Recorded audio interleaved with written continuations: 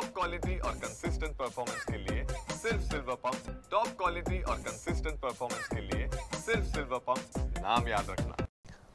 पहलगाम हल्ल्यानंतर देशभरामध्ये संतापाची लाट आहे। या हल्ल्यानंतर देखील सीमेवर पाकिस्तानकडून वारंवार शस्त्रसंधीचं उल्लंघन केलं जाते आणि यामुळेच आता भारत देखील यावर चोख प्रत्युत्तर द्यायला तयार झाल्यासारखी परिस्थिती आहे ती निर्माण झालेली आहे। केंद्र सरकारकडून त्या संदर्भातली पावलं देखील उचलली जात आहेत। उद्या राज्यभरामध्ये युद्धजन्य परिस्थितीमधील मॉकड्रिल करण्याच्या सूचना ज्या आहेत त्या केंद्राकडून देण्यात आल्या आहेत आणि याच सगळ्या संदर्भात बोलण्यासाठी माझ्यासोबत केंद्राच्या गृह विभागाच्या समितीचे सदस्य आणि शिवसेनेचे खासदार धैर्यशील माने आपल्यासोबत आहेत।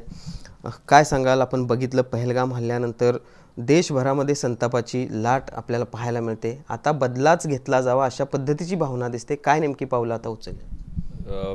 देशाच्या अस्मितेवर ज्यावेळी हल्ला होतो त्यावेळी देश एकसंघ होतो आणि काश्मीर हा देशाचा अविभाज्य घटक आहे। काश्मीरच्या लोकांच्या प्रती किंवा तिथं असणाऱ्या सगळ्या व्यवस्थेप्रती सरकार अतिशय जागरूक आहे आणि असं असताना तिथं गेलेल्या पर्यटकांच्यावरचा हल्ला म्हणजे देशवासियांवरचा हल्ला आहे आणि जे मोदी साहेबांना ओळखतात त्यांचा स्वभाव ज्यांना माहिती आहे त्यांना हे पक्कं माहिती आहे की मोदी साहेब ह्या विषयाला फार गंभीरतेने घेणार आहेत आणि ईट का जवाब पत्थर से मिलेगा ही परिस्थिती खऱ्या अर्थानं देशाचे पंतप्रधान करून दाखवतील असा विश्वास आमच्याबरोबर सर्व आम जनतेला त्या ठिकाणी आहे। आपण जर बघितलं तर या सगळ्या हल्ल्यानंतर काही पावलं देखील उचलल्याचं पाहायला मिळालं होतं। काही निर्बंध देखील लागू केंद्र सरकारकडून करण्यात आलेले होते। कसं यापुढे हे सगळं पुढे घेऊन आत्ता जी मॉकड्रिलची अनाउन्समेंट झाली, देश कुठल्याही सामन्याला तयार आहे हा संदेश जगाला त्या ठिकाणी देण्याचा हा एक भारताने केलेली पहल आहे आणि आपण जर बघितलं तर देशवासियांच्यामध्ये सुद्धा एक तीव्र भावना, एकदा काय व्हायचं ते होऊ दे पण एक आरपारची लढाई यामधनं व्हावी अशी एक लोकभावना त्या ठिकाणी तयार होते आणि असं असताना एक राज्याचे प्रमुख म्हणून, एक देशाचे प्रमुख म्हणून पुढच्या होणाऱ्या सर्व परिणामांचा विचार करूनच एखादा निर्णय घ्यावा लागतो। एका बाजूला लोकभावना आहे आणि दुसऱ्या बाजूला त्या प्रमुख माणसाला देश पुढे घेऊन जात असताना, देशासमोरची आव्हानं डोळ्यासमोर ठेवत असताना त्याचबरोबर देशातल्या सामान्य माणसाला सुरक्षितेची आणि स्वाभिमानाची भावना कुठं दुखावली जाऊ नये, देशाच्या सुरक्षेला कुठं इजा पोचू नये याच्यासाठीचं सर्व काम ते त्या ठिकाणी करतायत आणि या मॉक ड्रिलच्या निमित्तानं खऱ्या अर्थानं कदाचित हा संदेशसुद्धा असू शकेल की येणाऱ्या काळामध्ये काय येऊन ठेपलं आहे। मग म्हणजे हे मॉक ड्रिल म्हणजे भारत युद्धासाठी तयार आहे हे दाखवण्याचा एक प्रयत्न? भारत कुणालाही झुकणार नाही, कुठल्याही दबावाला बळी पडणार नाही।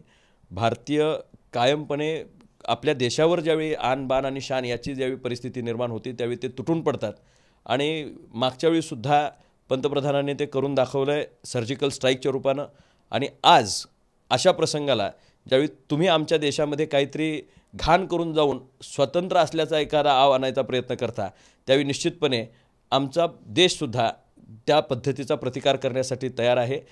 जगाच्या पाठीवर आज भारत देशाचा लोहा मानला जातो आणि त्याचबरोबर पाकिस्तानसारख्या अशा देशानं जो खऱ्या अर्थानं कायमच आतंकवादाचा पोशिंदा म्हणून ज्याला ओळखलं जातं त्यांनी परत एकदा शेपूट डोकं वर काढण्याचं काम त्या ठिकाणी करतायत। हीच वेळ आहे आमच्यासारख्या अनेकांचं, मी खासदार म्हणून म्हणत नाही पण लोकभावना ही सांगते की हीच वेळ आहे त्यांना त्यांची जागा दाखवण्याची। खरं तर केंद्रीय गृह विभागाच्या समितीचे सदस्य आपण आहात। या सगळ्या हल्ल्यानंतर गृह विभाग नेमकं काय करणार याकडे देखील लक्ष आहे। काय नेमकं गृह विभागाकडून किंवा समितीकडून आढावा घेतला गेला आहे का ज्या पद्धतीनं पुढच्या काही दिवसामध्ये ची परिस्थिती निर्माण होईल? स्वतः अमितजी शहासाहेब फील्डवरती आहेत, स्वतः प्रधानमंत्रीजी फील्डवरती आहेत आणि देशाच्या संरक्षणाच्या सर्व एजन्सीजशी त्यांचा वारंवार डायलॉग चालू आहे। सर्व पक्षीय नेत्यांशी त्यांचा डायलॉग त्या ठिकाणी सुरू आहे। निश्चितच एखादं पाऊल ज्यावेळी आपण अशा पद्धतीचं युद्धाच्या परिस्थितीत आपण ज्यावेळी जातो त्यावेळी हा एक फार मोठा टप्पा एका देशाच्यासाठी त्या ठिकाणी असतो। त्यामुळे सर्व बाजूने विचारविमर्श करून सर्व बाजू सक्षम ठेवून या देशाला पुढे नेण्याचं काम प्रधानमंत्री करतायत आणि जर युद्धाची परिस्थितीचा निर्णय त्या ठिकाणी घेण्याचा निर्णय हा सर्वस्वी अधिकार प्रधानमंत्री आणि संरक्षण मंत्री आणि गृहमंत्र्यांचा त्या ठिकाणी आहे। हे सर्व जर यावेळी निर्णय घेतील त्यावेळी कदाचित स्पेशल पार्लमेंटरी सेशनसुद्धा त्याच्या बाबतीतलं घेतलं जाईल। सगळ्या देशातल्या लोकप्रतिनिधींना विश्वासात घेतलं जाईल आणि अशा पद्धतीचं जर युद्धाची परिस्थिती झाली तर कदाचित ह्यावेळी आरपारच्या लढाईला सुद्धा पंतप्रधानांची मानसिकता दिसते आजचा जर या ठिकाणी मॉकड्रिलचा निर्णय बघितला तर इतके वेळा हल्ले आपल्याला अलीकडच्या काळामध्ये UPAच्या शासनामध्ये झाले, पण ज्यावेळी अशा पद्धतीमध्ये कधीच मॉकड्रिल झालं नव्हतं.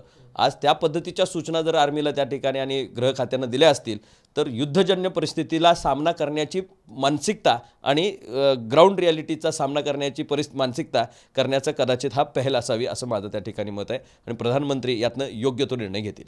तर भारत एका बाजूला अशा पद्धतीने सगळी तयारी करते, मात्र दुसऱ्या बाजूला पाकिस्तानकडून देखील डिवचण्याचा प्रयत्न होतोय, कसं बघताय? पाकिस्तान जरी कितीही वळवळ केलं तरी त्यांची कुवत, त्यांची क्षमता, ते मुळातच बर्बाद झालेला देश आहे. म्हणजे भिकेला लागलेल्यांनी भारताला चॅलेंज करावं अशी त्यांची परिस्थिती नाही, पण त्यांचे लोकल इश्यूजकडनं डायव्हर्ट करण्यासाठी ते भारतावर आक्रमण करण्याचा किंवा काही त्यांचे पार्लमेंटेरियनसुद्धा, त्यांचे मंत्रीसुद्धा काही चुकीचे स्टेटमेंट्स भारताबाबतीत करण्याचा, त्यांच्या लोकभावनेला चेतवण्याचा प्रयत्न करतायत आणि त्यांच्या लोकल इश्यूजपासनं तो देश बाजूला भरकटत जावं आणि भारत पाकिस्तान ह्या विषयावर यावं असं त्यांचं त्या ठिकाणी. जे भिकेला लागलेत त्यांनी खऱ्या अर्थानं भारताला चॅलेंज करण्याची गरज नाही. आम्ही सक्षम आहोत आमच्या देशाचं संरक्षण करण्यासाठी. कितीही गुरगुरलात तर वेळ आल्यानंतर बाप कोण आहे हे मोदीजी दाखवून देतील. खरं तर एका बाजूला ह्या सगळ्या संदर्भात संताप देखील दिसतोय, मात्र अशा पद्धतीनं मॉकड्रिलच्या संदर्भात ज्यावेळी सूचना येतात त्यावेळी काही प्रमाणात पॅनिकनेस देखील नागरिकांमध्ये येण्याची शक्यता असते. अशा परिस्थितीत काय आव्हान असणार आपलं गृह विभागाचे समितीचे सदस्य? नाही, माझं आव्हान याच्यापेक्षा सर्व नागरिकांनी कुठंही भयभीत होऊन जाण्याचे कारण नाही. आपल्या देशाची सुरक्षता, आपले जवान त्या ठिकाणी सक्षम आहेत हे करण्यासाठी.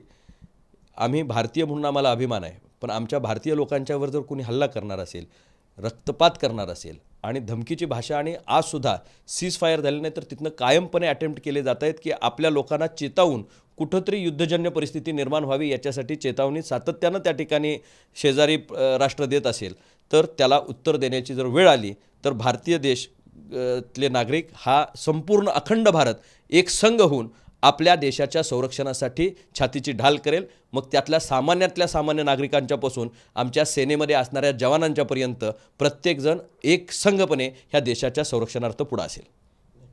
तर पाहिला पण एकूणच पहलगाम हल्ल्यासंदर्भात त्यानंतर ज्या काही घडामोडी घडत आहेत त्या पाहता पुढच्या काळामध्ये युद्धजन्य परिस्थितीला देखील सामोरं जायला लागू शकतं आणि त्यामुळेच लोकांची देखील मानसिक तयारी व्हावी यासाठी कुठेतरी हा सगळा मॉकड्रिलचा निर्णय झालेला आहे.